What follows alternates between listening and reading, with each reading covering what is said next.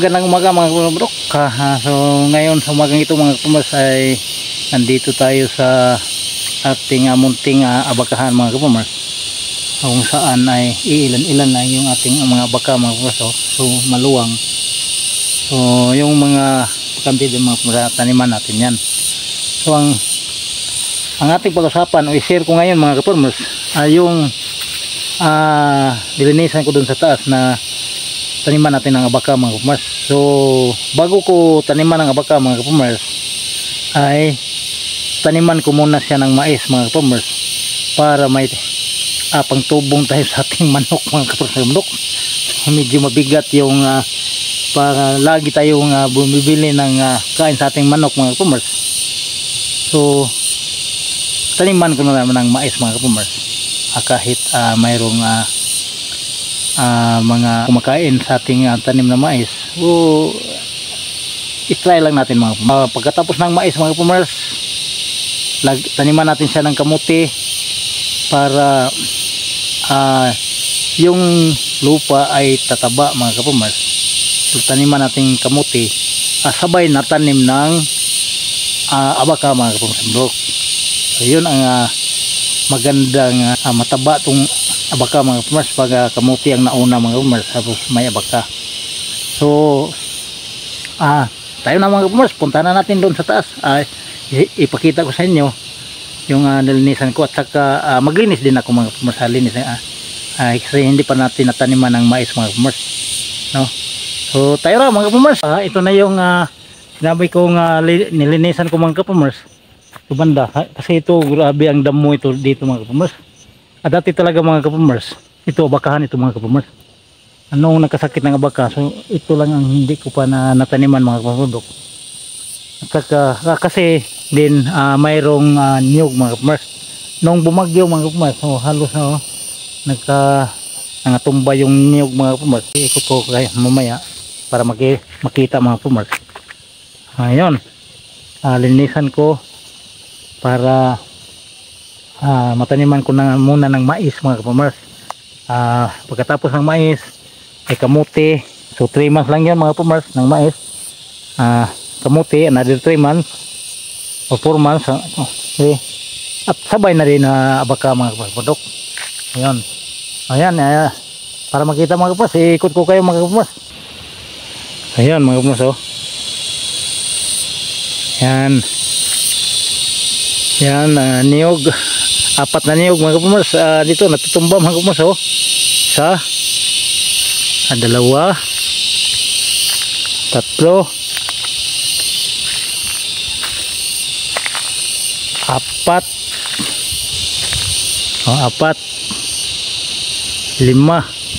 saan pa mga kapamers, pang 5. Ayan, 5 niyog pala ang natutumba dito. So wala nang seed yung abaka mga kapamers, makarecover na yung abaka. At napansin nyo mga kapamers sa bundok, yung abaka nasunog na nung sinunog ko yung tinabas, mga tinabas ko dito, kasi sobrang kapal ito, sobrang damo mga kapamers, tinabasan ko. So ayan napansin nyo yung abaka medyo namatay siya, pero pag maka-recover yan mga kapamers, sigurado ko mga kapamers sobrang taba yan. Ito yung taniman natin mga kapamers ng abaka. Yung abaka natin nasunog, pero mamaya pag kasi linis na yung abaka, madali lang yan. So ang kahoy mga kapamers, mamaya pag mayroon ng abaka, taniman din natin ng kahoy mga kapamers. Diyan sa kapaligiran mga kapamers, mga abaka yan. Ayan mayroong area pa na walang abaka dyan, doon sa taas mga kapamers. Mayroong abaka doon sa taas, hindi pa nakadugtong, hindi ko sinibay-sabay, hindi ko palapad yung linis ko mga kapamers, kasi pag pinalapad natin hindi natin magapan na balikan din sa damo, no? Kasi hindi na natin kaya mga kapamers. Kung sa Cebuano pa hindi na nato akos. Yan ang linis natin mga kapamers. Taniman muna natin ang mais mga kapamers. Ayun mga kapamers, So ito lang muna ang share ko ngayon sa mga kapumars, yung tanimanan natin ng mais. Sunod kamote. Siguro update lang natin mga kapumars ito hanggang maging mayroon ng abaka ito mga kapumars. Ayan ang abaka. Hindi nasunog ang abaka, namatay ang abaka, pero pag may mga kapumars makarecover yan, sigurado yan. So yung tabi-tabi mga kapumars, damuhan pa, inabayan mo natin, hindi natin pinlapad ng husto kasi para hindi natin hindi na natin makaya pag malapad. So ganito lang muna kalaki yung area na linisan natin para mataniman natin ng ating mais at saka kamote bago ang abaka mga kapulok.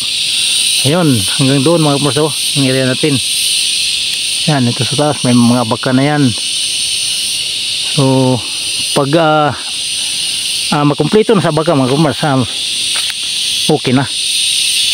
Kasi mga kapulok ng una hindi natin nakumpleto ito sa pagtanim ng una kasi kulang tayo sa seedling mga kapulok. Yun talaga ang problema namin dito, seedling mga kapulok.